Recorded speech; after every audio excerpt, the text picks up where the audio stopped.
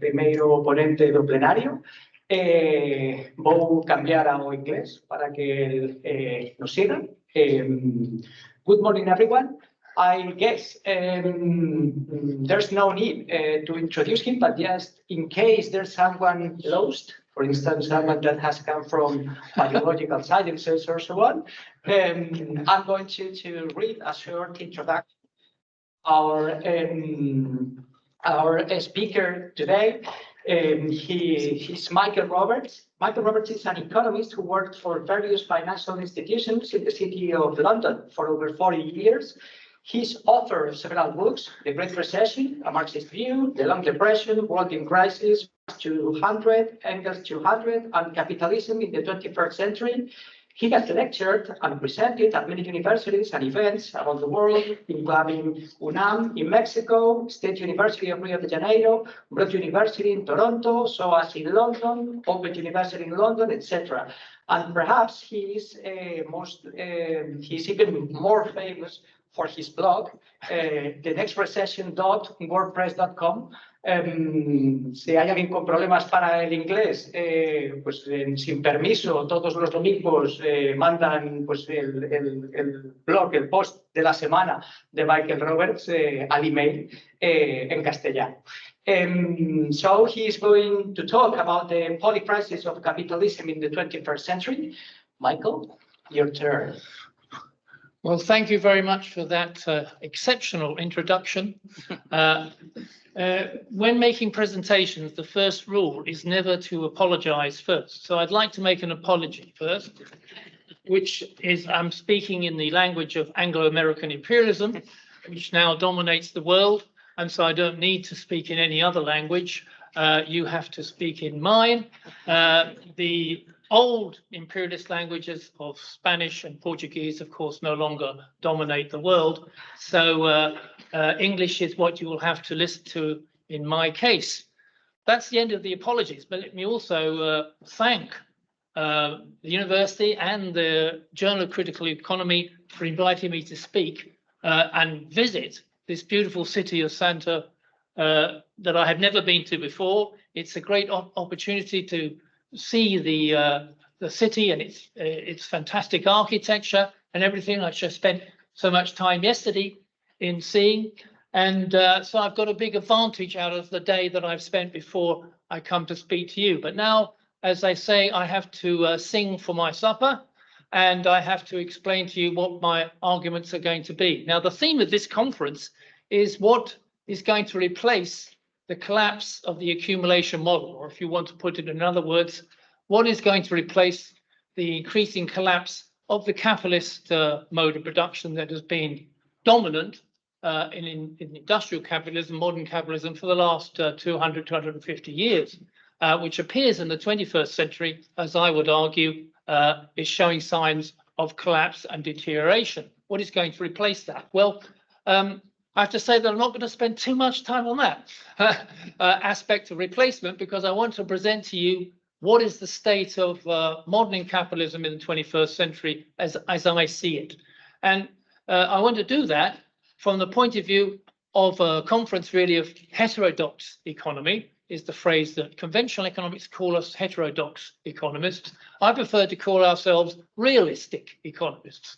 We're actually looking at what is really going on in the capitalist economy and not presenting to us in the universities and elsewhere this fanciful picture that everything is going fine with the markets, everything is progressing, there are no problems really that can't be resolved under the modern economies at the moment. And yet, when we look at it, what we notice from this is basically a complete either ignoring of the situation or a denial that it actually is happening, namely on the question of what is happening to the major economies, what is happening to the levels of poverty and inequality in the world, the environmental situation, and the dangers of increased conflict in the world that we're beginning to see in just 2.5 decades of this 21st century. So I'm going to break, I call it a polycrisis. This is not a new term from me. It has become a little bit of common, at least amongst the realist economists like ourselves, that we see there are components within the capitalist process of accumulation now, which are delivering various contradictions in our society, which are coming together in a sort of polycrisis. The four that I've singled out are the economic situation with the major economies, the growing levels of inequality, and still the high persistence of poverty globally in the world, the increasing dangers from the environmental collapse, global warming of the climate, but also the increasing possibilities of pandemics and other spreads across the world. This is a phenomenon of the 21st century we haven't seen in such a way since the early 20th century with the Spanish flu and so on. And then the geopolitical conflict, the increasing tensions between the major economic and political powers in the world, which threaten the very progress and peace for the majority of humanity. So these are the four elements of the polycrisis which I wanted to talk about in the state of the economy a moment. Let's start with the economy. And you can see the most important thing we noticed in the 21st century is that the major economies are stagnating. Here is a graph on the right which shows how just since the end of the pandemic and up to more or less now, you can see the growth rates of the major capitalist economies in the global north. Where United Kingdom is happily winning this particular competition by finishing last in the last 4 years, and it's actually declined in GDP per person since 2019. And you can see the levels of growth over those 4 years for the major economies, the top G7 economies, who are meeting shortly in the next month again to discuss that. The United States has done best. In 4 years, it's managed to grow by 5% in real terms per person. So that's about just over 1% a year. It is a pathetic level of growth compared to, say, the two major global South economies, which I've highlighted here. So although the US is the best performing major economy, we can see that the average real GDP growth for the whole of the G7 was just 1.3% a year per person. And in many countries, there was no growth at all, in fact, a decline. And that's the situation we've seen just since the pandemic.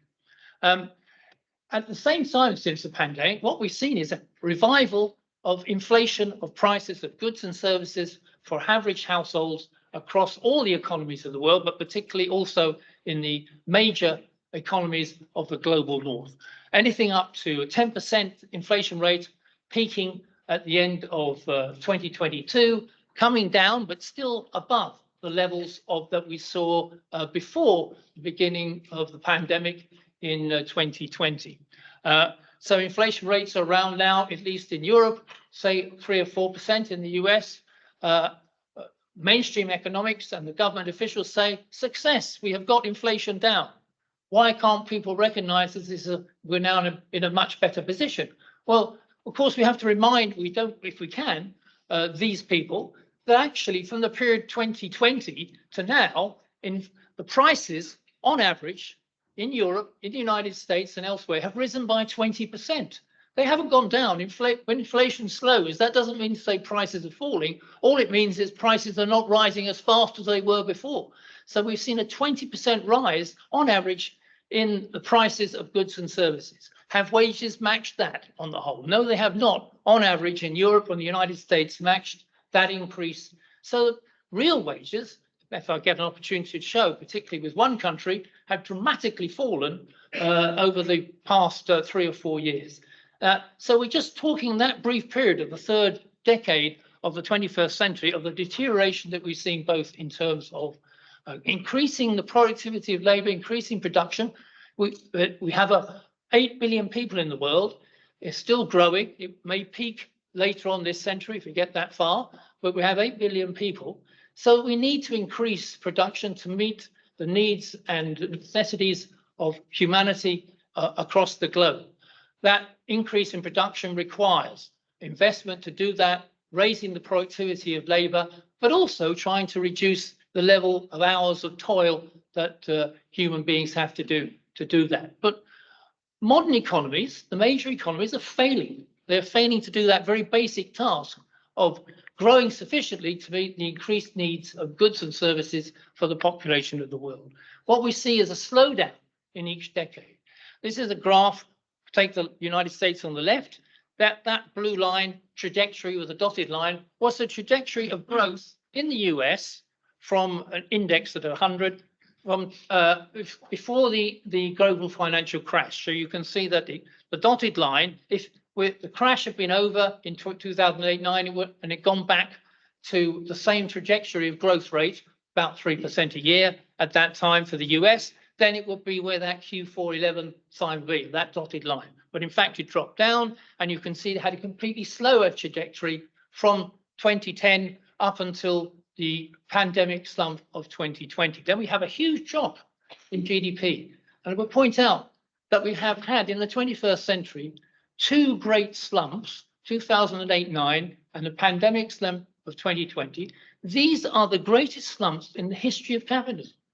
We have, in this 21st century, we have suffered such severe reductions. If we're measuring slumps in terms of the fall of production, the fall of investment, the fall of wages and conditions for workers on the whole, living standards. And you can see that the pandemic slump in 2020 produced a big fall for the US, and it didn't return even to the trajectory that's existing after the global financial crash of 2008. It has not fully returned. It's in the case of the US, it's still 2% below that trajectory, if you see the left-hand side of that graph. Now, when we get to the Eurozone, the situation is even worse. We can see a 10% fall from the previous trajectory after the global financial crash, and then we have the pandemic. We have a further 4% fall from that trajectory. So that the Europe's growth trajectory is something like 14 to 15% lower than it was before the global financial crash in 2008-9. So we can see a significant decline in the ability of the major capitalist economies to grow as fast as they used to do. Before, in the 20th century, several decades, it could manage 2.5%, 3% in most of the major economies. Now we're talking about stagnation for many of these countries, 1% growth, and maybe 2% growth in the case of the US, a pathetically low level, which means that if populations are increasing, which they are in some countries, then per head, there's hardly any growth at all. That's particularly the case from where I come from, the UK. We've had some growth, minimal growth, since the pandemic, but we've had a very big increase in population in that period, mainly from the South Asia and so on, because we stopped Europeans coming to the UK, quite rightly. But we still have a load of Asians coming in to do our health services, our education, and so on. And so, but growth rates to match that meant that living standards have fallen, per capita growth has fallen.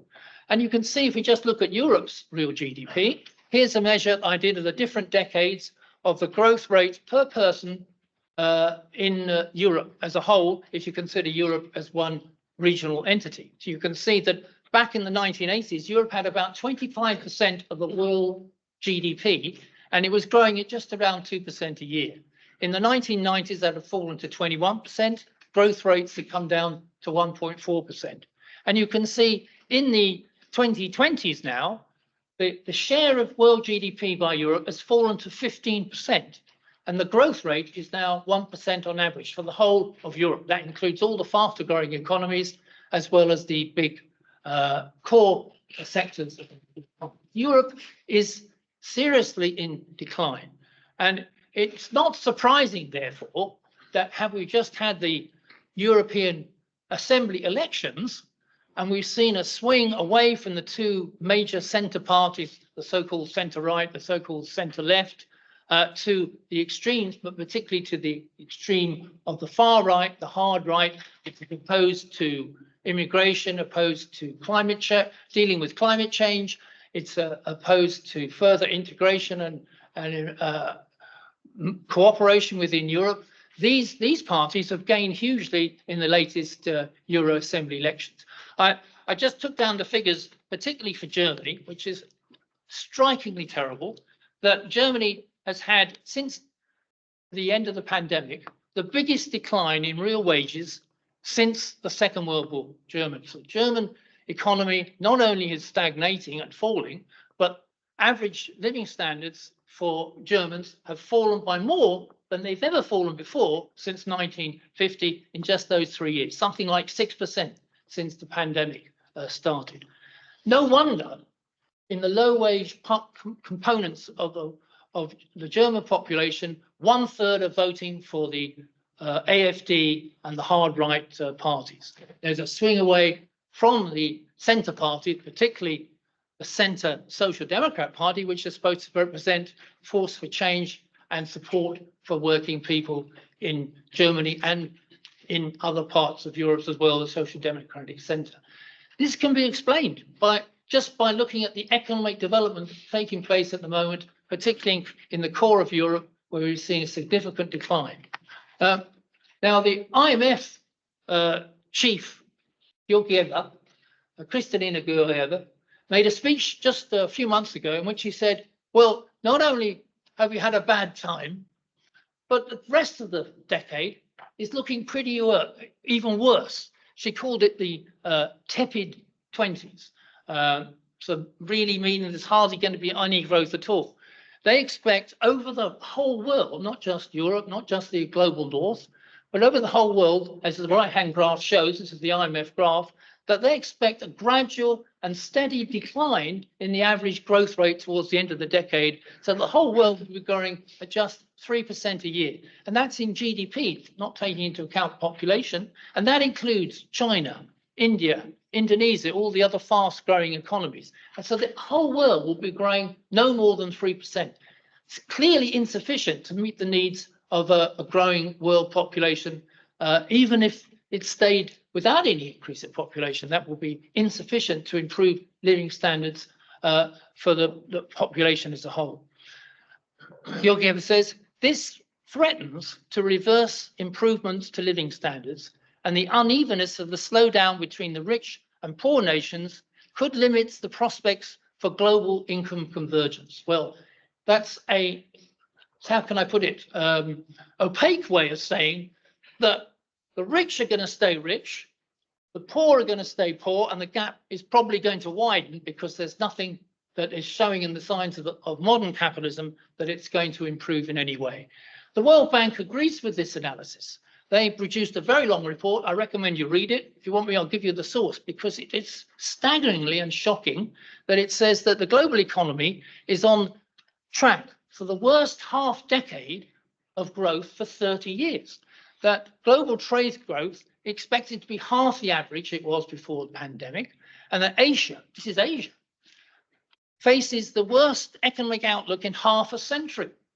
The Asian tigers, Korea, Taiwan, etc., will be expanding at one of the lowest rates in 5 decades. And that's probably the fastest growing part of the world. So we can see that there's a general deterioration in the ability of capital to expand production to meet increased productivity of labor, given still an expanding population. The right-hand graph shows you the steady secular decline in world trade growth. It's quite volatile, but you can see that it's generally falling towards zero over the period that we've now moved into in the 21st century.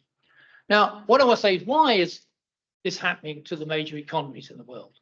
Well, in my view, what drives production forward is investment.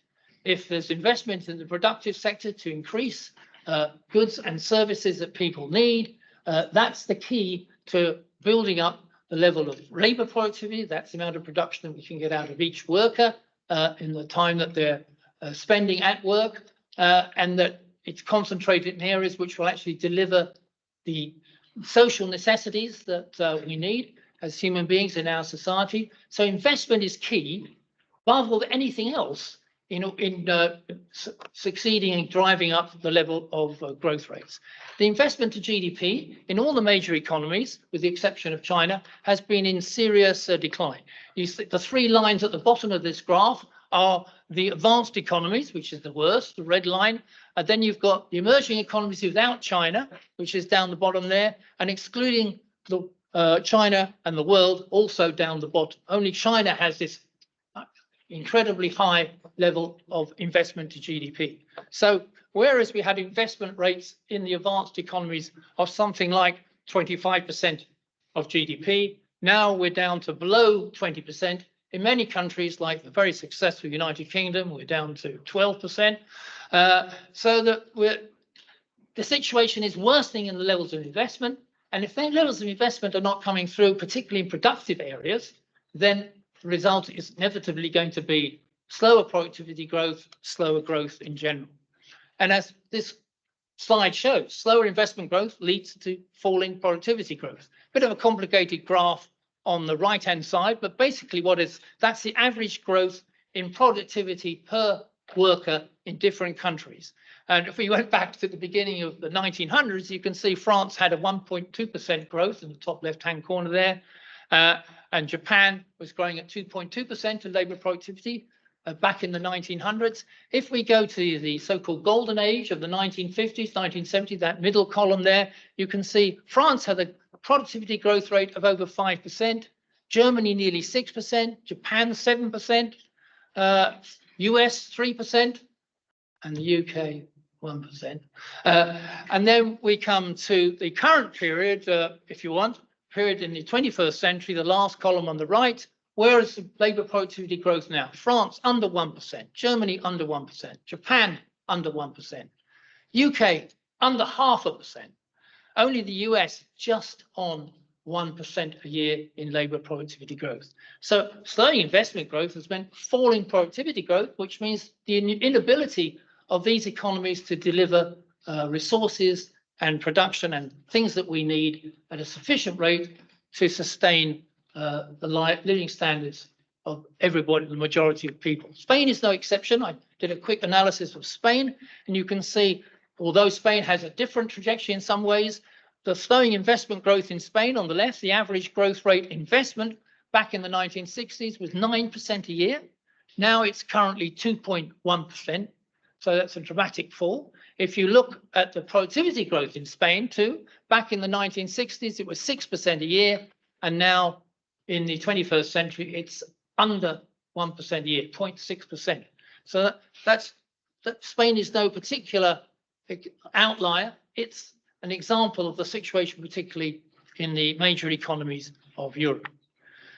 And yet productivity growth is absolutely vital for Europe. Why? Because Europe is the only continent with a falling working age population over the next decade. So the growth is not going to come from more people working, because there's not going to be more people working in Europe. Certainly in Eastern Europe, we've seen a dramatic fall in the working age population. Bulgaria has, by the way, the biggest fall in working age population in the world. Ukraine now has that as a result of the disaster that's taking place there. But Europe as a whole, we can see on this graph, the number of people aged between 20 and 64 years age who are available for work is declining in the EU and in Europe. All the other regions have some growth to some extent. We can see that down the bottom there, Africa has a working age population of decreasing at 10% a year, but it's of course also the poorest region in the whole world, which we'll come to a bit later. But we see the tremendous expansion of the population in the globe is taking place in the very poorest areas. So there's more poor people, and it is declining in the richer areas. So there's less richer people like ourselves that are going to be available for work, for capital, to raise productivity, increase production as a whole. Now, my major argument, as anybody who's read any of my material knows, I think that investment growth depends on what is happening to the profitability of capital in modern capitalist economies. It's not dependent on whether consumers are going to spend. It's not dependent on whether governments are going to spend.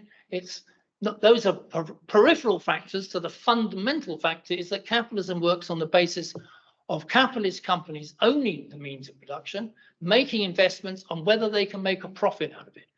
Investment is to make money. Production is to make money. It's not to produce things that people need.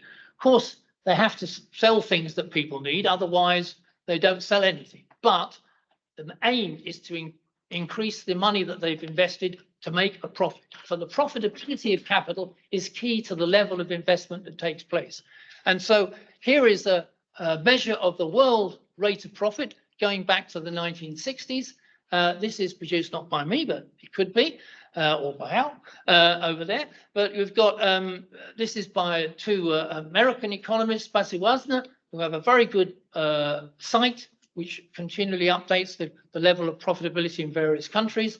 There are other ones too. This is their world measure, and you can see there is a secular decline in the profitability of capital since the 1960 period, since the so-called golden age, as some of us like to call it, a huge profitability crisis in the 70s, then a recovery in the so-called neoliberal period, when we were all exploited a bit harder to drive that profitability up. But you can see really from the 21st century, we've entered what I call a long depression, a depression which means lower growth rates, lower investment growth, lower productivity growth, and it is delivered by the lower levels of profitability in those periods. Those little S triangles, by the way, are where there's been a slump, an absolute fall in output on investment. And you can see that since the 1970s, we've had 6, and we've had in the 21st century, we've had 3. And as I say, those last 2 are the biggest we've ever had in the history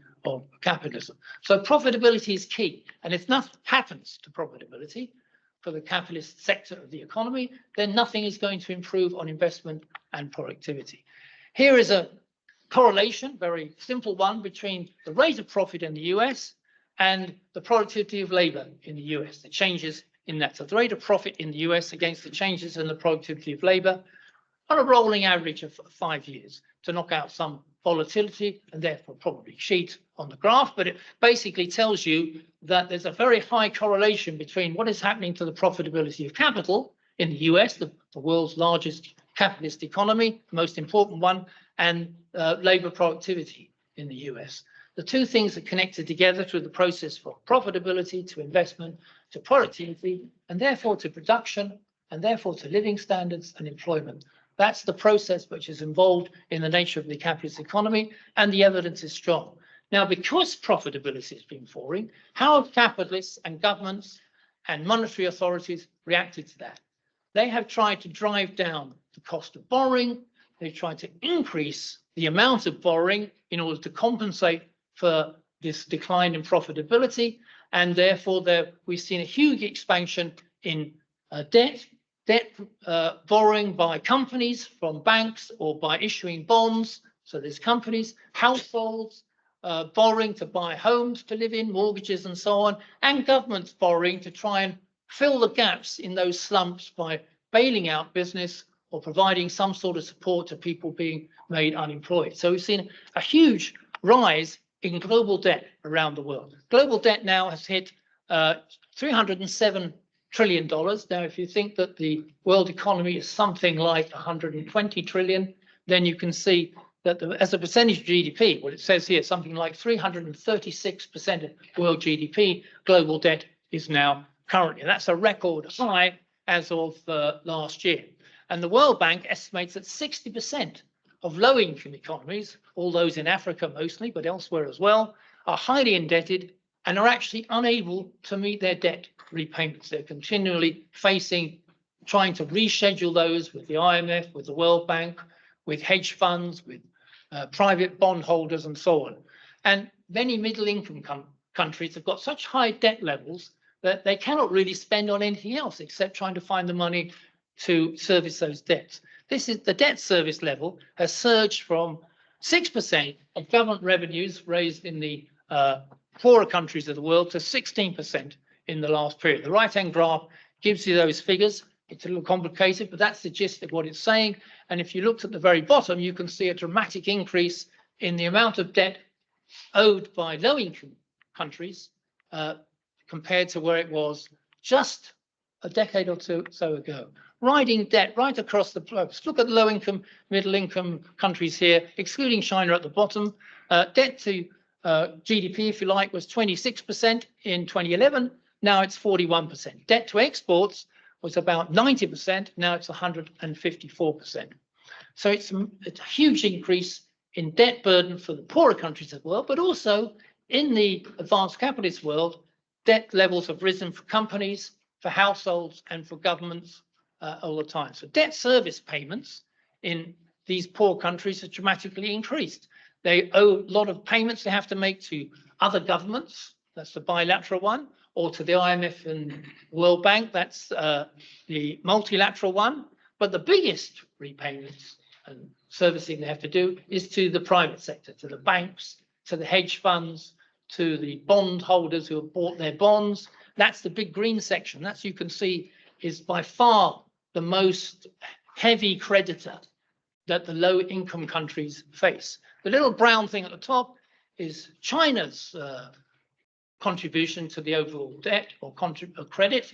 There's often talk about China squeezing the low income countries to death. Well, all I can say is that even if that was the case, they're not going to squeeze them much compared to private creditors around the world or to the multilateral countries and advanced countries in the bilateral area. That's the economic crisis we see. I spend a bit of time on that because obviously that's my speciality, but also it's, I think, key to understanding how the other components of this polycrisis connect together. The world capitalist economy is slowing down. It's succeeded in having severe crises. Its profitability is low. Debt has been rising. It's unable to progress the productive forces, as we used to say, or raise the productivity of labor sufficiently to meet the increased needs for a rising population in the world. But even if it was doing something, what makes it worse is that there is no equality of distribution or receiving of those resources around the world. There is a massive inequality in the world, which is only getting worse, and there's still significantly high levels of global poverty. I just have to say that if you read the World Bank reports, it tells you that the global poverty has virtually disappeared. You can get a line that goes down like that. But then, of course, what they mean by global poverty is a bit of a movable feast. It used to be anybody who earned less than $1.25 a day. Then it was anybody who earned less than $1.90 a day. Then it was anybody who earned less than $2.15 a day. And they continue to rise the threshold because, of course, the monetary level of dollars is rising over a period of time. But actually, it doesn't make a lot of difference when you look at the real broad spectrum of global poverty. I mean, who can manage to live on $2.50 a day around the world? Not really anybody. Really, the level of poverty should be much threshold, if you want to use it, that should be much higher. Lots of other economists estimated at $5 or $7 a day. When you do that, you get a very large number of people who are still what we might consider really, really poor. A staggering 2.7 billion people can only cover their basic needs for a month or less without income. And of that number, just under 1 billion could only survive for a week. So if their income stops, they would literally not survive after a week for 1 billion people. Even including China, on $6.85 a day poverty line, which is the middle rank set by the World Bank now, there are still 3.65 billion people below that line on the planet. It's a staggering level of poverty. After 100 years of so-called growth in the world capitalist economy, if you like. Now, then we go even more destitute levels, the level of global hunger in the world, where something like 750 million people are facing hunger on a daily basis after the pandemic. That's an increase of 100 million since the pandemic, by the way. 600 million people are chronically and will be chronically undernourished by the end of this decade. And the UN target of zero hunger then is not going to be achieved in the Sustainable Development Goals, which the UN has set itself. There are more than 3 billion people, or 42%, who cannot afford a healthy diet on a basic basis. So we have 148 million children under 5 years of age. That's 22% of children who are stunted. 45 million are wasted. 37 million are overweight, mostly in the US. And we have 2.4 billion in the world facing food insecurity, most of them in Asia, the rest in Africa. That means every day they're not sure if they're going to get enough food. Just take India, which is supposed to be a success story according to conventional economics. 1 billion Indians cannot afford a healthy diet. That's 74% of the population do not get a healthy diet. in India. So we have a serious problem to do with poverty as part of this component of polycrisis. And then we come to inequality, which is another issue connected to poverty. This is a pyramid of inequality of wealth, which is produced by UN economists led by Tony Shorrock, who I was at university with. He produces a report every year, or did, for Credit Suisse, now defunct. So now he produces it for UBS. He says maybe not sure if it's continued, but in their report every year, what they call the Global Wealth Report, they produce this pyramid of wealth.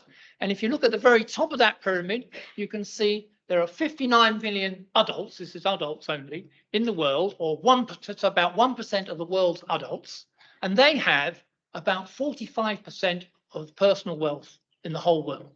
That's personal wealth. After debts, what they actually, each individual has in terms of wealth measured in dollars, they own 45% of all personal wealth, just that 59 million out of a population of adults of something like 4.5 billion or something like that. I think.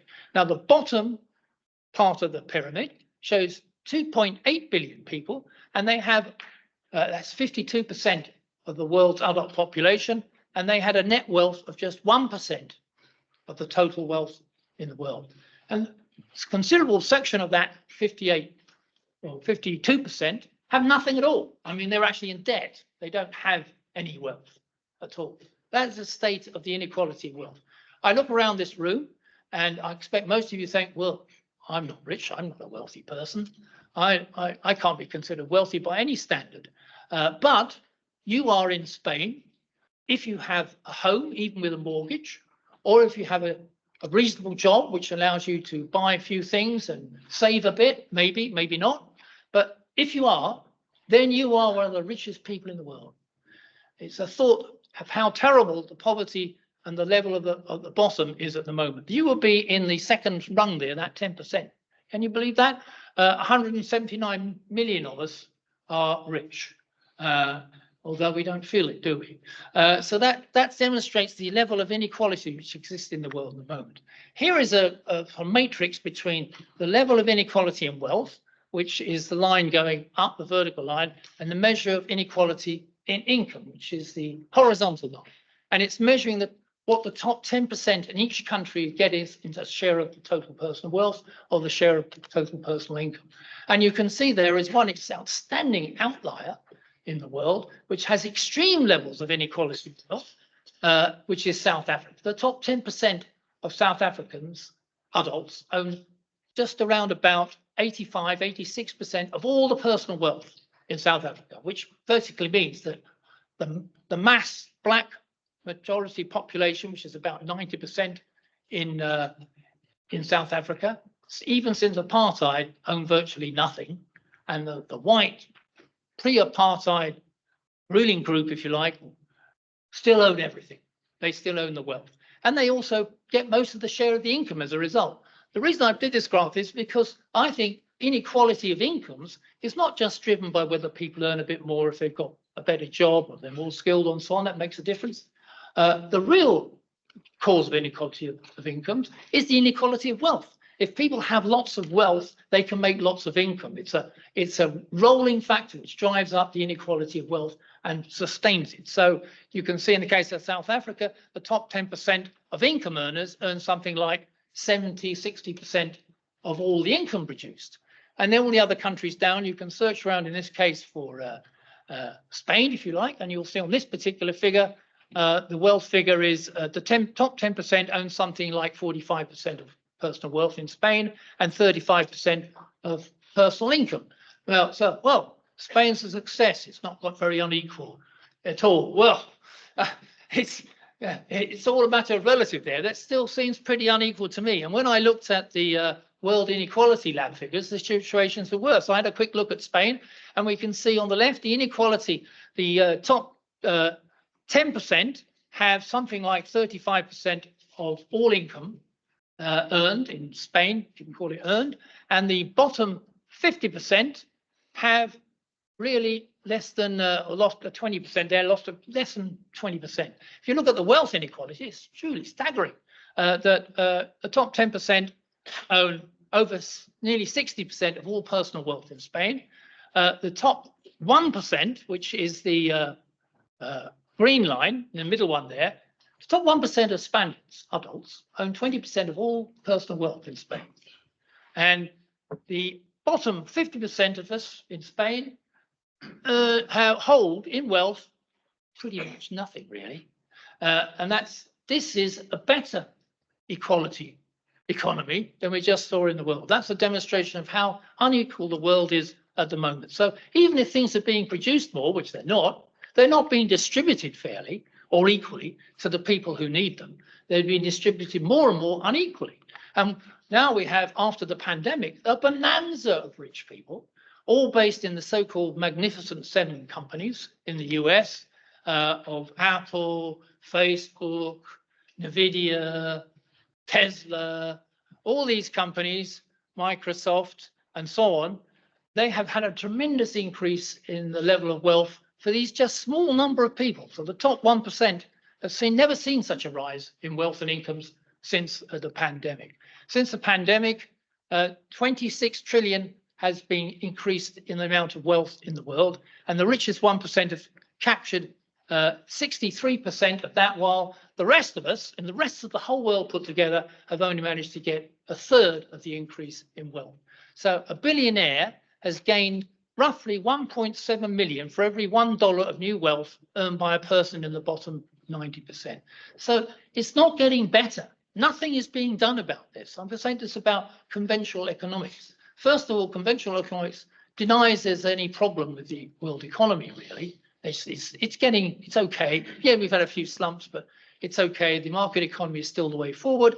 And as for inequalities of wealth and income, they say they do nothing about it. There's nothing. They mention it. The IMF goes on, oh, we need to be more inclusive. People, it's unequal. Nothing, we need to do something about it. They start to recognize it exists, but they have no program for doing anything about it, really, that will make a big difference. Because they cannot come up when they face the vested interests of the owners of capital and the owners of that wealth to change that picture. So that's the second component. The third component, which I won't spend too much time on, because I know you're going to be discussing this later on in the conference, but I have to make a few points about the environment, climate, and the pandemics. Let's start with the pandemics. I mean, the pandemic, COVID-19, 20 million life years were lost. The excess loss of death or death rate was up 20 million. The average death, 55 million of us adults in the world, on average, used to die every year. Now, in those COVID years, it rose to a total of 75 million. Over 120 million additional years were spent in poverty. In other words, that's a measure of how much people have been driven down in poverty during the COVID pandemic. And yet, that's not the end of it. We know now that the reason we had that pandemic, leaving aside where it's sourced from, is the complete failure of modern health systems to cope with this, to prepare for this, and to deal with it afterwards. The health systems were inadequate. They were at capacity and deteriorating before the pandemic happened. And when the pandemic hit, the health systems could not cope, and we saw the terrible situations which existed through the 2020 and even into 2021 in the hospitals and the health system in general. And the other reason was that no pharmaceutical company in the world spent any time on considering research to find vaccinations and other medicines to deal with potential pandemics. And yet they were warned by the UN that this was a very likely thing to happen. 16 out of the top 20 pharmaceutical companies in the US spent their time on obesity drugs, on depression drugs, but not on dealing with vaccinations like dealing with malaria or other dangerous pathogens that are appearing around the world as a result of the expansion and industrialization and the breakup of economy, or the construction of economies into more remote areas. And we're being warned again. There's every possibility that we could have another pandemic with a new pathogen. Remember, the COVID pathogen turned out to be relatively mild. Only 20 million extra lost. And obviously, without the vaccinations, it would have been higher. The vaccinations finally came in to deal with that to some extent. But if we get a really virulent virus that could kill people like the Black Death, if you like, in the 14th century, then we are facing another big, huge, serious problem. So I just raised the question of the pandemic. Do not forget, this is not the end of this danger to us in the 21st century. But of course, the big one is that the planet is burning up. 2023 was the world's hottest year on record. I just looked at the figures for 2024, and apparently 2044 on average is worse than 2023, or a higher average temperature rate. The Paris Agreement was that we were going to try and limit the increase in temperature from the pre-industrial age to an increase of 1.5 degrees centigrade as soon as possible, and certainly by the end of this decade. Well, we're already at 1.5 degrees centigrade. It looks as though that average will be set before the end of the decade and go beyond. Most likely, we're going to breach the 2 degrees centigrade set by the IPCC deadline before the end of this decade. In fact, this is an underestimate. Here's the general rate of increase in carbon emissions taking place. And on this trend, it says that by 2050, the average world increase in temperature will be 1.8. Latest stuff I've seen suggests that's seriously underestimating the acceleration that we're seeing in global temperatures now. And remember, anything over 1.5 means more floods, more extreme weather, more drought, particularly in poor areas, forest fires, unpredictable situations on the weather. That's at 1.5. At 2%, everything like that is worse. Places will become uninhabitable. I don't know if you've noticed that Delhi is recording 50 degrees centigrade temperatures now, quite often. And in Britain, we don't have any weather at all anymore. I don't know what's happened, but I make a little joke about that, but it's horrendous for the people in the countries there. Then they cannot survive with temperatures of 40 or 50 degrees centigrade on a sustained and regular basis. And that's a situation that's going to be developed. Millions, hundreds of millions of people are going to be living in places that will become uninhabitable over the next 10 years unless this process is broken. And what will happen? They will have to, well, if they don't die, they'll have to emigrate. And that means moving into other territories. That poses all kinds of conflicts and problems and destroys the society that they have where they are as well. So this situation is just terrible and ghastly. And what is being done about it? Well, we know very little to turn this around. The United Nations Environment Programme estimates that to have a shot to keep global heating below 1.5, emissions need to fall by 9% every year from now on to 2030, 2050. Here is a graph on the right that shows the red bit shows you how emissions are doing. You can see at the pandemic, there's a bit of a stop. It reached a peak. The move towards renewables and other measures of climate abatement have had some success, and it stopped emissions from rising at a faster rate as countries switch to renewables away from fossil fuels as best they can. But are we seeing a 9% fall? Those red, blue, and other lines say where we've got to get to by 2030, that first one. There is no way we are going to get to those targets in order to bring about the limit of 1.5 being met under the Paris Agreement, which is now 10 years old. 10 years old next year. That's a demonstration of where we are. Why is that happening? Because first of all, there's no money going in to really invest in green energy, in renewables, and in climate finance in general.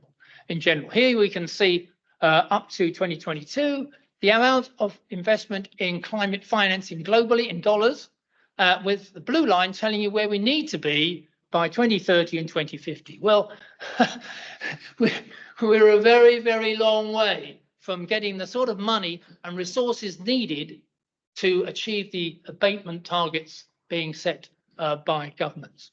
And you could say, well, why is that happening? Well, I should briefly show you why. First of all, the idea that private financing, banks and other companies are going to come in with money with no prospect of making a profit out of it, because they're not. One of the things that's mentioned, renewable prices have been falling dramatically.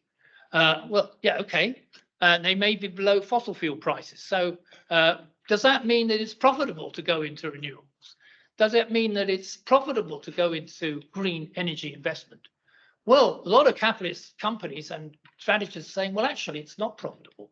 You know, we make more money staying in fossil fuel than we would going into this, even if fossil fuel is going to not have the same level of demand over the next 10 or 20 years. The profitability is uncertain in renewables, and that's what matters. Not the price of renewables, not whether it's cheap to make a solar unit, but whether it's profitable to make lots of them compared to investing in fossil fuel, and that's not the case.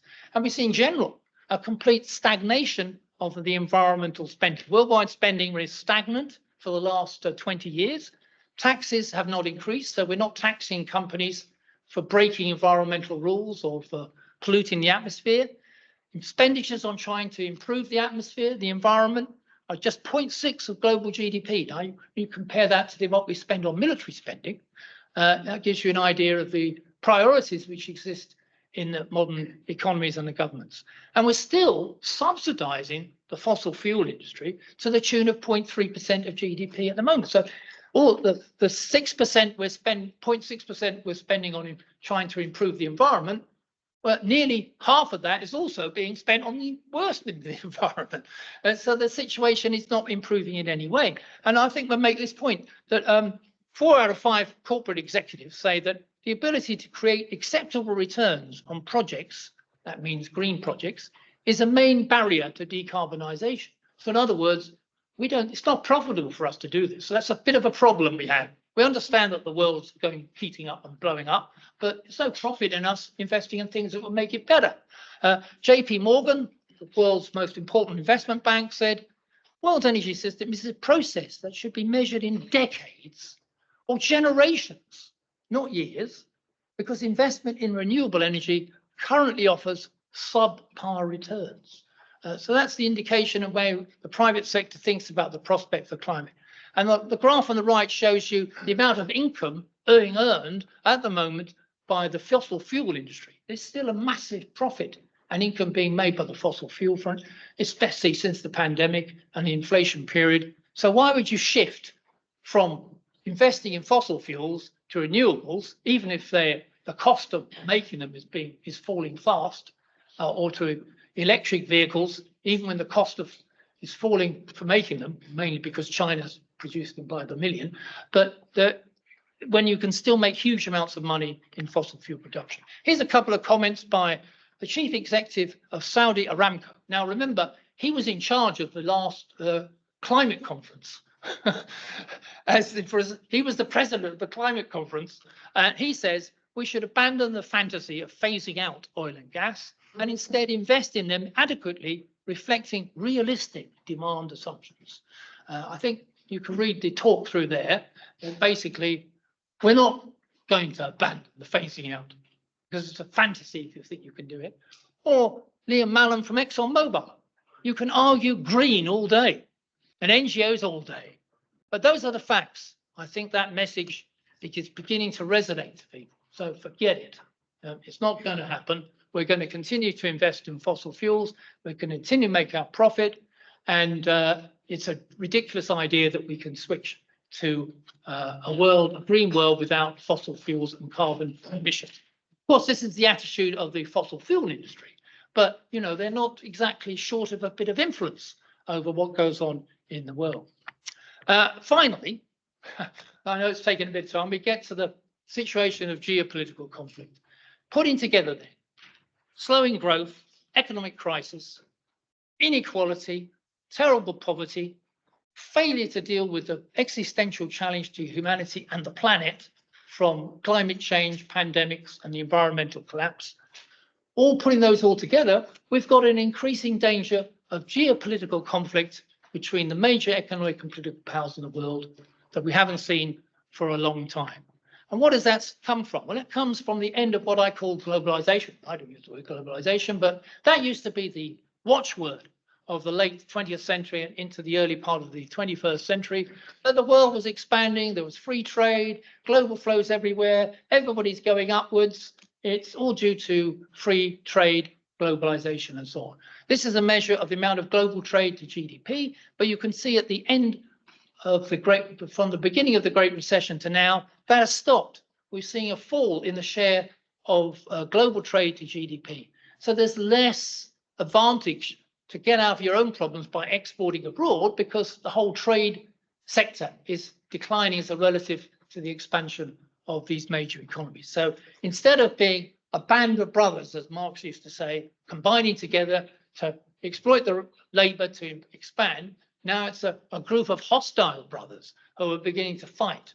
Instead of trade being the way out of crises, it is now a zero-sum game between countries that are trying to control and get their share of the world market and the world profits that are being made around the world. So what we're seeing, as the IMF has pointed out, we've moved from free trade to fragmentation of trade. So if we look here, it's saying that this fragmentation, which is taking place where protection, tariffs, and all kinds of other measures are riding to slow down trade, also the dislocation after the pandemic, was going to mean a significant reduction in global trade and fragmentation. They estimate it could be as bad if we have lots of rigid tariffs, as much as 5% a year off, or 5% off GDP over a period of time, and trade could fall at 10 to 20% as a result of this end of globalization and breakup. So yes, global trade and expansion is a good idea, obviously, if everybody shares in it, which they don't, but it's even worse when the fragmentation breaks down and people are forced into what used to be called autarkic economies. They don't really take the advantage of the gains and comparative advantages and costs that can be gained through trade. And that is the danger we have now. But the other aspect of this particular component is the increasing battle between the global north, the core imperialist countries, as I would call them, the G7, and the global south. So this graph shows the first world GDP. So if you look at 1974, the yellow line, the first world had over 60% of world GDP. That's first world, that basically means the OECD at that time, or the G7. Now it has 44%. You can see that the former Soviet states and federation have declined from 13% to 3%. You can see that China has come from nowhere, from 2% to 22% of the world GDP. This is world GDP in PPP terms. India has risen a bit. And the third world is more or less, third world we used to call it when I was younger. The global south is now the trendy word. And that really hasn't changed in its share of world GDP. So what does that graph tell you? That tells you that the imperialist core is relatively declining, and its major rival is increasingly China, which is why we get this increased tense conflict between the G7, led by the US, and China. Just a quick figure. Here's the world shares of gross production since the 1990s to now. You can see that China is the red line. China has rocketed to over around about 35% of gross production in the world, and it's now surpassing the next 10 countries in terms of gross production. So when we talk about the US military having more military spending than the rest of the world put together, when we get to actual productive things, China now produces more manufacturing goods and production in general than the rest of the world, of the next 10 countries put together. That shows you the change in the whole global situation. It's often said, we're now entering a multipolar world. So, and that what we're seeing is a decline in the relevance of the US dollar in the world, and this is going to fragment currencies and so on. There could be opposition to the US dollar with the development of what is the BRICS, which is Brazil, Russia, India, China, South Africa, and now an expansion of the BRICS to other countries that are beginning to join up in the recent past. I would just caution on this a bit. If you look at the left-hand scale, you can see that the international role of the dollar is still very, very strong. US hegemonic economic power, particularly in finance, particularly in world transactions, and also military, of course, is still very high.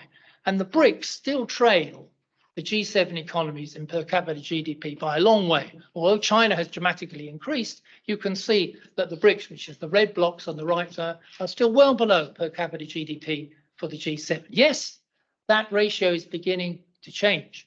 But it's still not the case that the BRICS, which is it really a unit that could take on the G7, composed of Brazil, of Russia, led by Putin, of India, led by Modi, of China, led by Xi, of South Africa, an economic basket case led by nobody.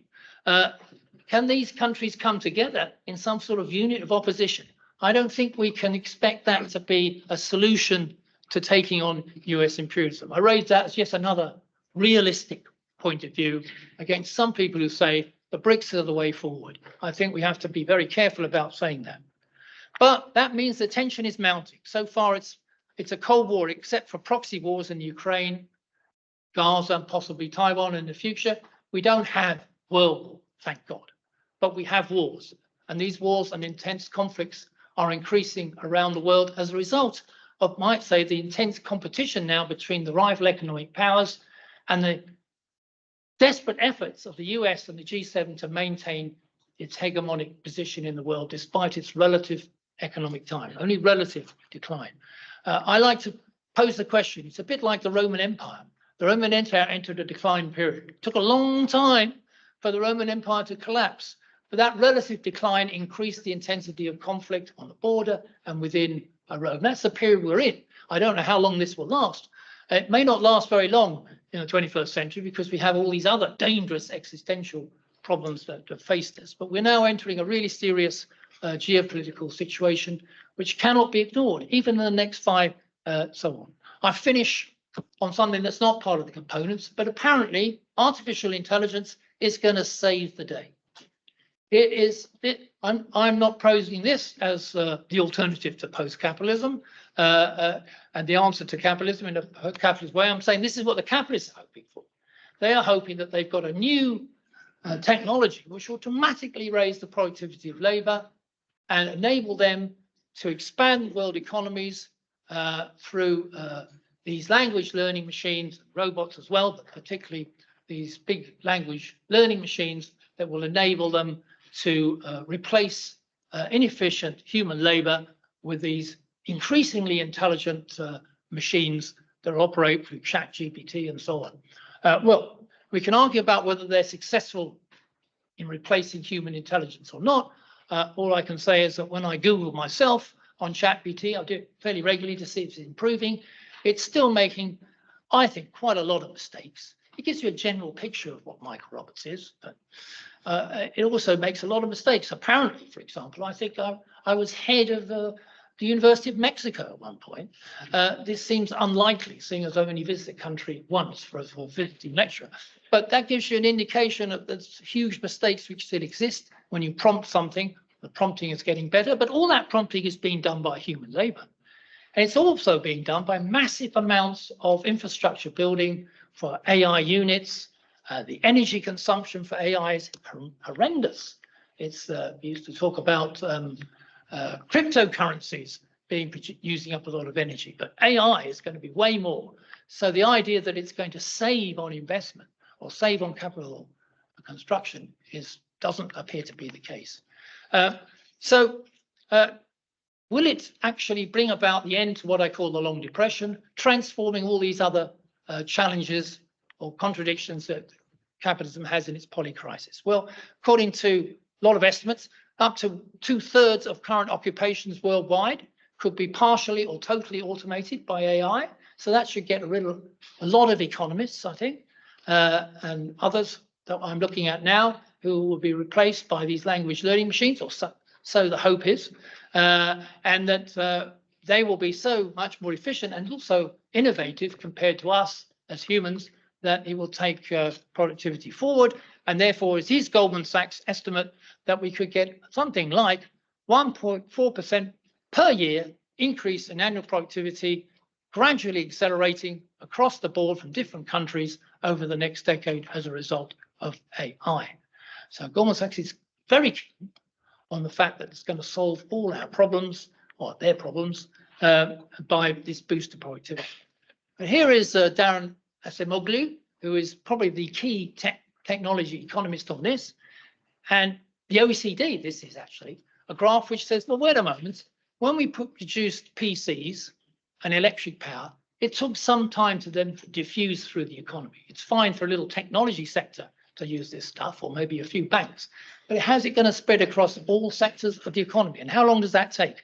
Well, electric power in 1900 took something like 20 years to reach 50% diffusion, going into all the sectors, electric power replacing previous forms of electric power. PCs took similarly about 20 years from the 1980s, if you like, up until 2000. So it takes a pretty long time for these things to diffuse across sectors in the economy. So if that's correct, and we've just started on AI, says this, but this is the OECD's argument, then we can see that if we're starting in 2023, which is the red dot in the corner, we're not going to diffuse AI, if it works, for 20 years. Well, maybe that's too long. Maybe this is going to be so much faster, so much more investment and so on. But even so, it's not going to happen overnight. And therefore, we're still in a period maybe of 10 years, maybe more, where all the other challenges remain. And we're not even assuming, of course, that AI actually solves any of these at all.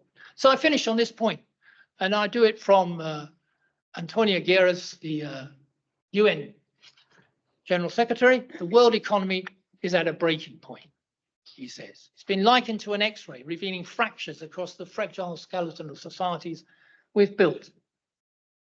He says, referring to the pandemic, it's exposing fallacies and falsehoods everywhere. And these are the fallacies. The lie that free markets can deliver healthcare for all. The fiction that unpaid care work is not work. The delusion that we live in a post-racist world. The myth that we are all in the same boat. This is the head of the UN.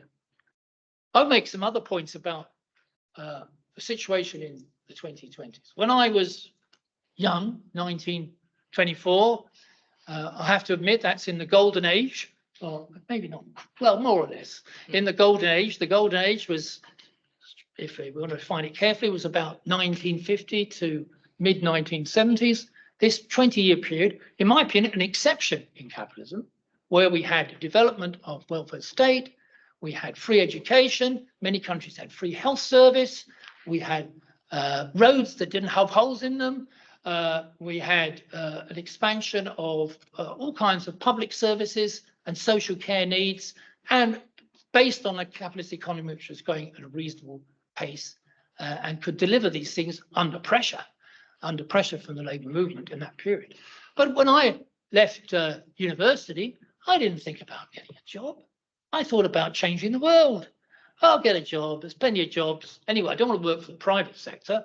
I always want to work for the public sector. That's the public good. What do I end up doing? I work for a series of banks as an economist, hedge funds, investment institutions. So I completely betrayed that, never been an academic. And that's the result later on in the course of my adult development that I was forced to go and get jobs. But when I left, all the younger generation like me thought we're going to do way better than our parents will do. But do the surveys now in 2024 of young people aged between 19 to 24, and the majority think they're going to do worse than their parents did before. They're never going to have the same wealth and income that their parents had before. That's the generational change which we've seen in the last 50 or 60 years of capitalism, particularly in the 21st century.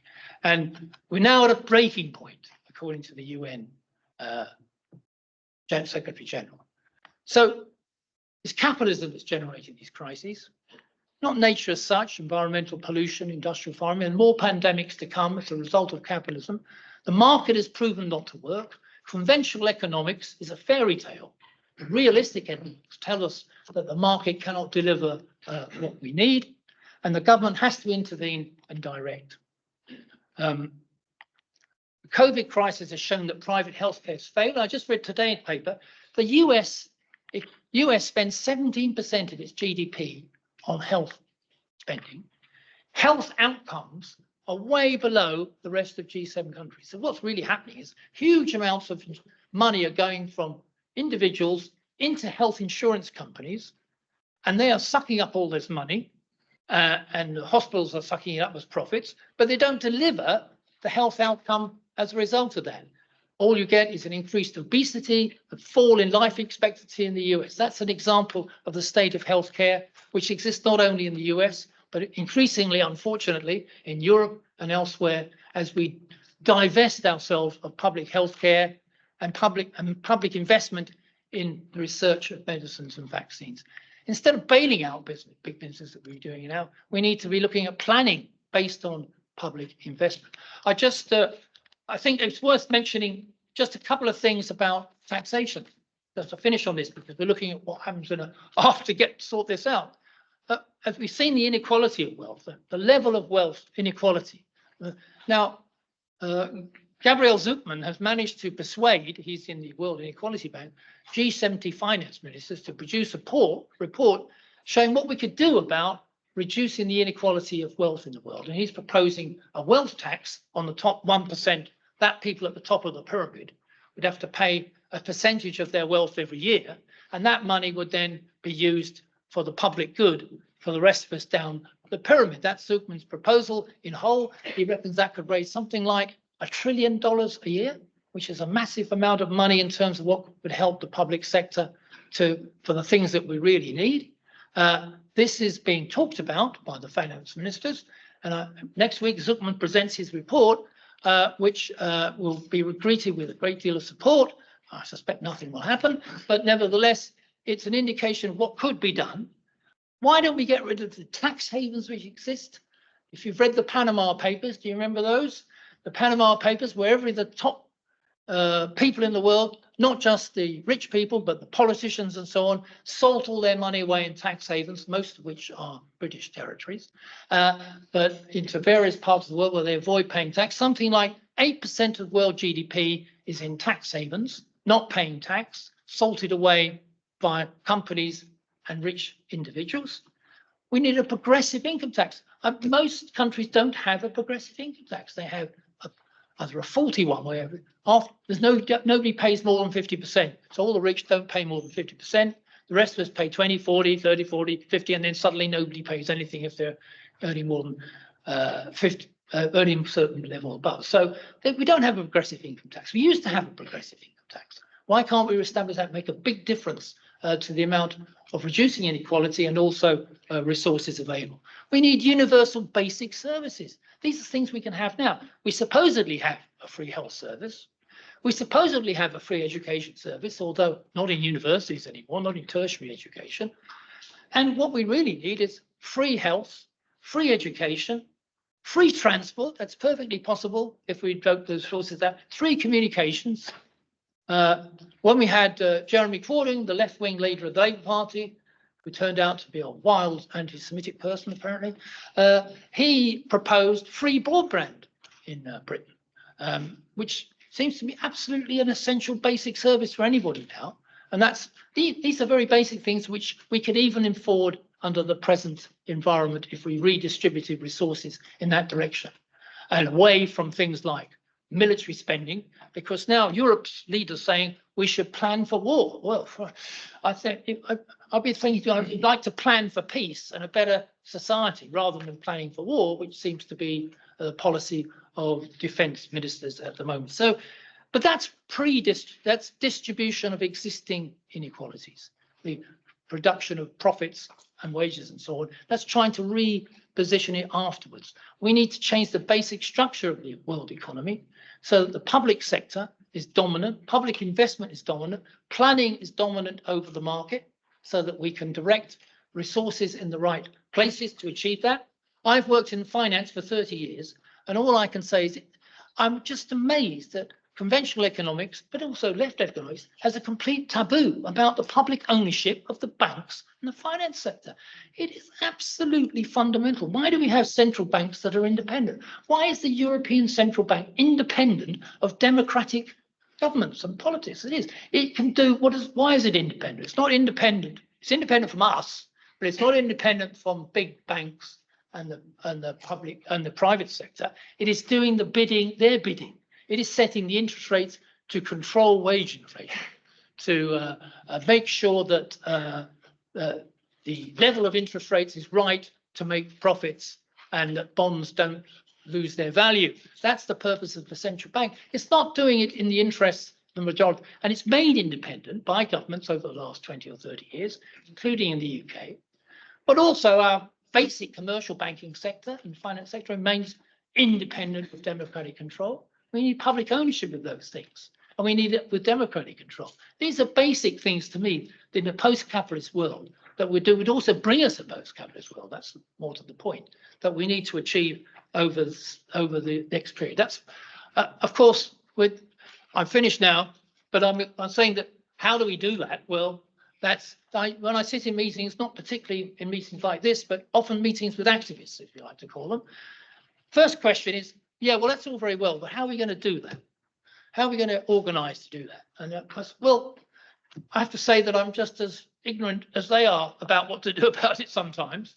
But we do realize that there are still forces in the world and in Europe and elsewhere, forces that do see the need for a radical change in the way we organize our society and look to do so. When you do public opinion surveys, public opinion survey in the UK is done regularly. We've privatized virtually everything, including the water utilities, which is a special privatization in the UK.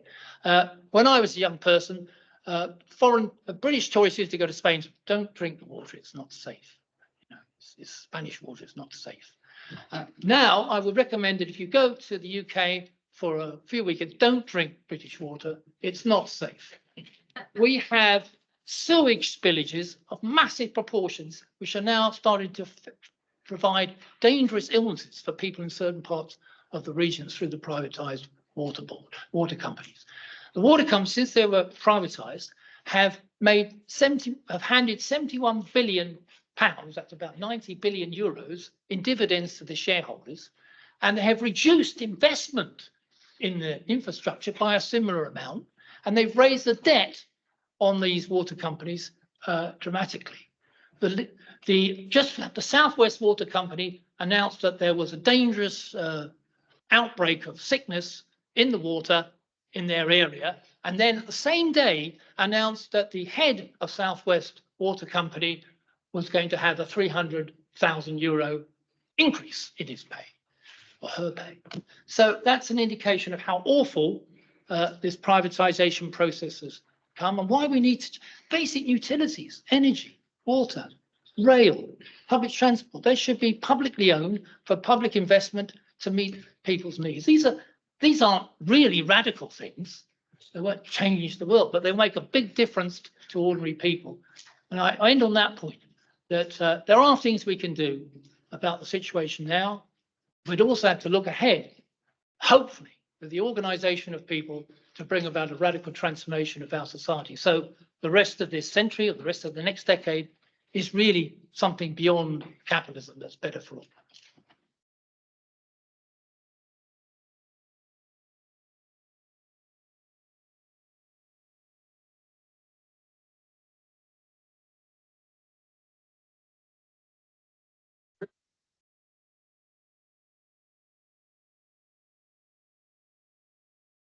God, I've gone way too long. Sorry. Michael? It is for Oh, you. thank you.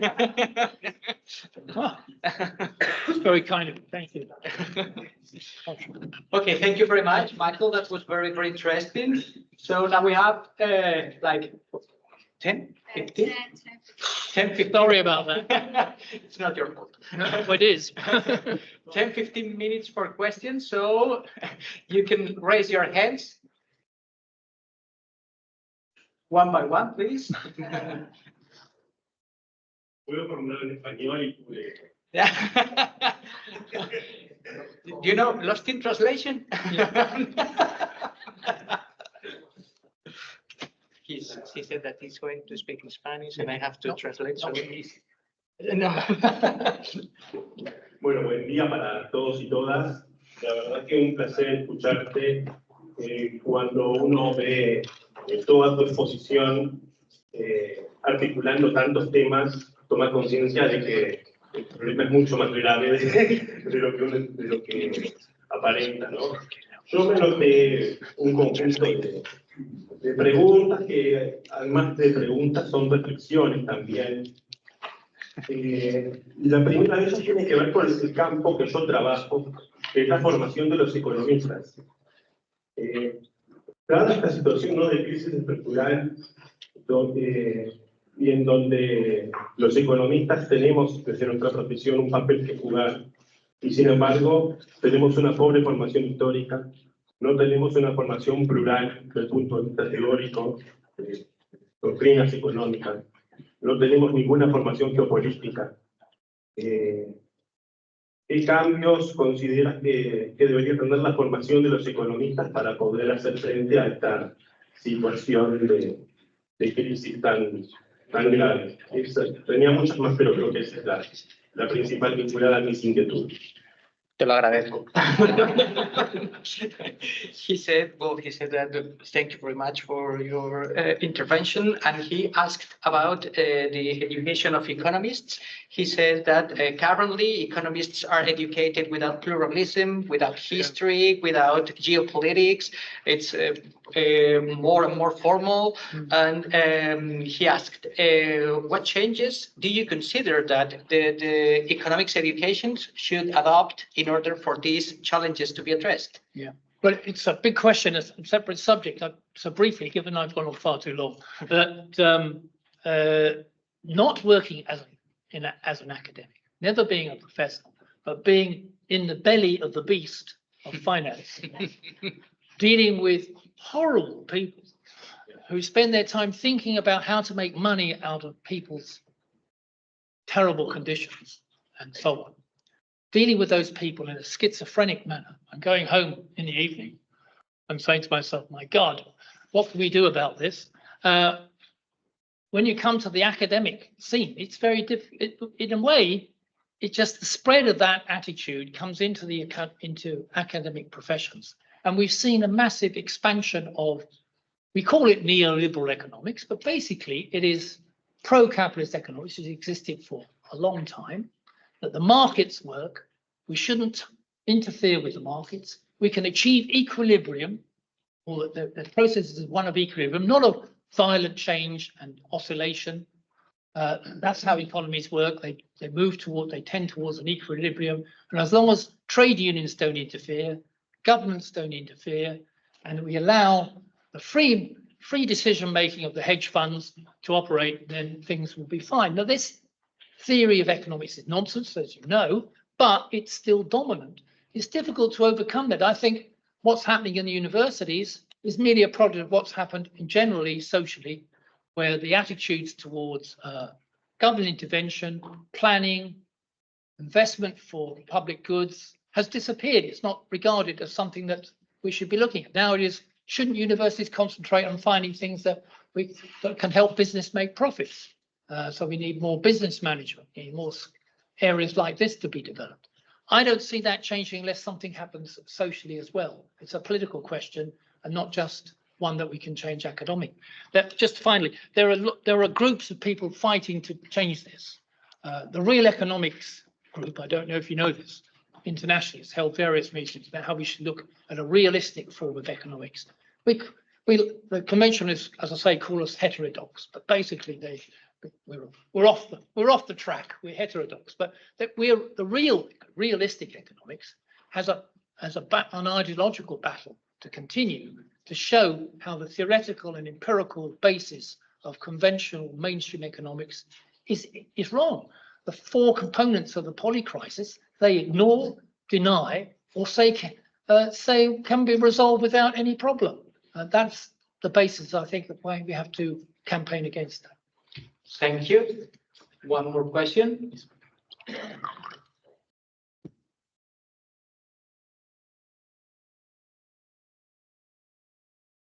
Thank you for the presentation, and I would like to ask something about the next British elections. So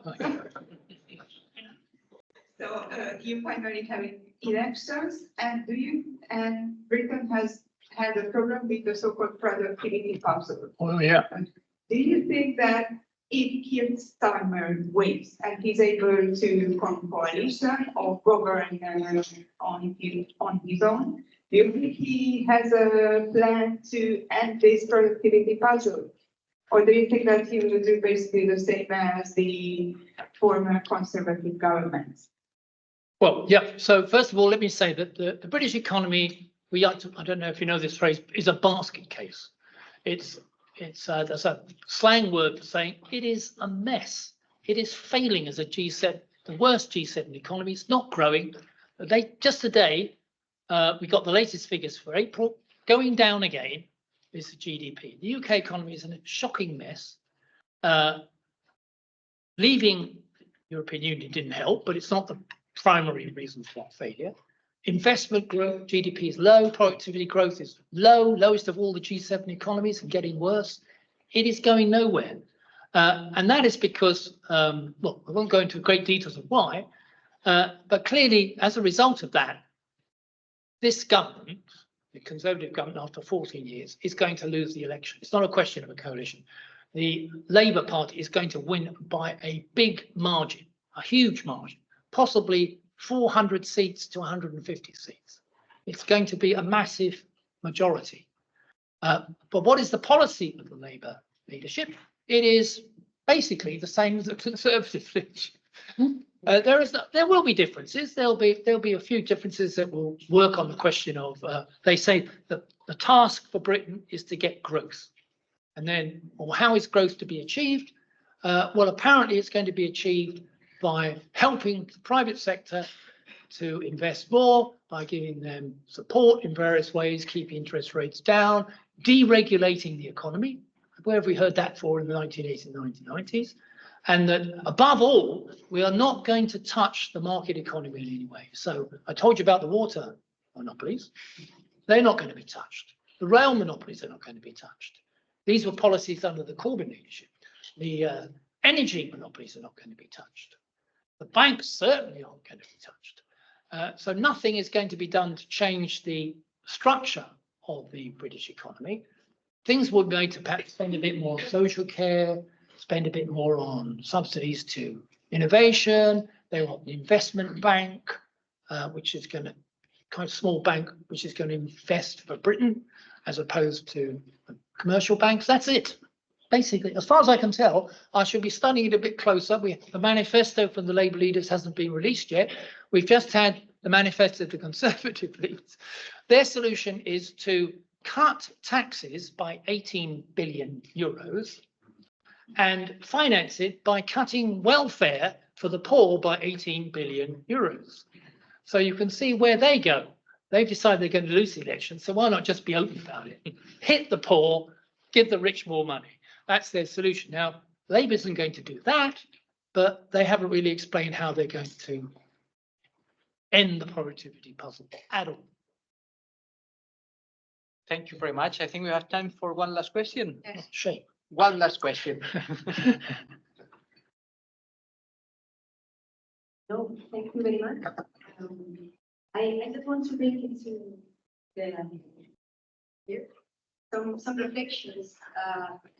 You were talking about something beyond capitalism that cannot, and about the universal basic services that need to be increased, yeah, and in between that universal basic services, not talking about the accommodation, food, clothes, and other kinds of things that I think the something beyond capitalism cannot be based on growth. I think that the basic assumption is that I think well, I should not analyze it's very different things and just people think green growth and not the climate crisis. And I think we need to reflect on some concepts like what are living standards?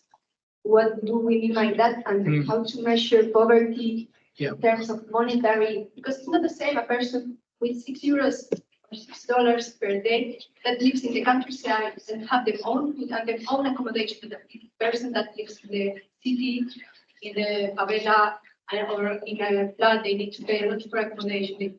So I think just to reflect on that ideas with this, with productivity decline. I think we need to, in the global north, productivity decline, I think is possible. Well, if I see the case of Spain, as I could observe all my life, in my childhood, when I was a child, we didn't consume as much. I cannot say that we were living in a scarcity. We were not wasting as much. And maybe we bought a washing machine for 20 years, for 7. And this kind of thing. So just to bring to the floor this kind of protection.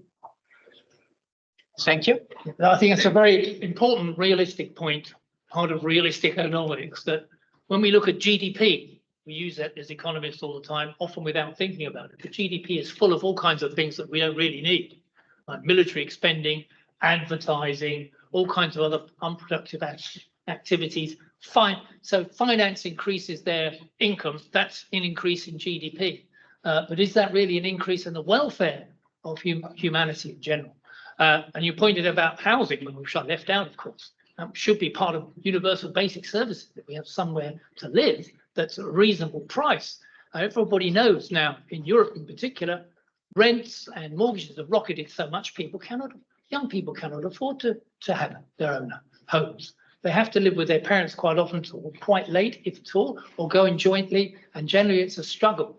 These are things that could be sorted by a redistribution of our GDP, if you like, rather than this question about just growing it, but actually aiming it at public goods, at welfare, rather than the waste of military, real estate, finance, advertising, all this social media stuff, which it really doesn't raise the welfare of each human being. And you're right in that sense.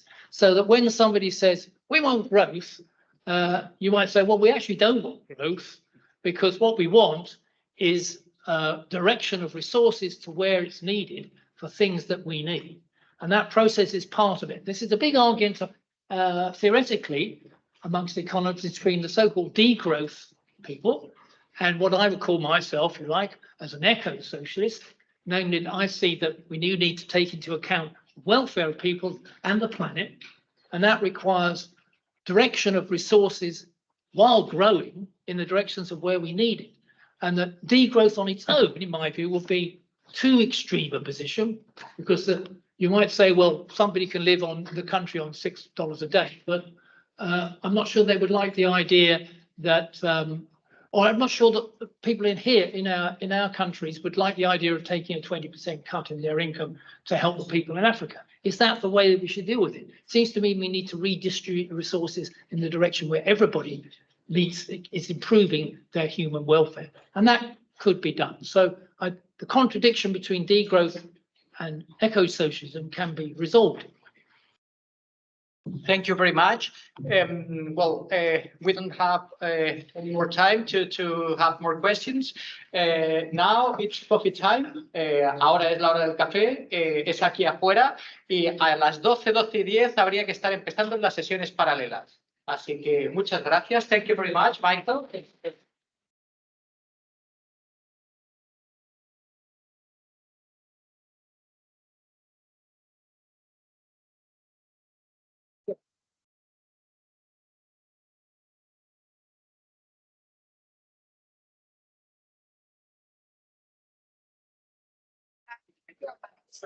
The university that want to make you some questions. Sure. If you have this moment, and then we have a place where to drink a coffee and relax.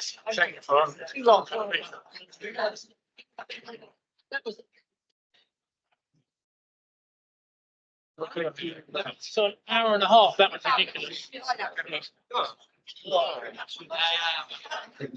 Naughty, very naughty. We need to take advantage. It was so interesting. So interesting. No. It's good. Once you're here, it's good to spend time about that. So don't worry.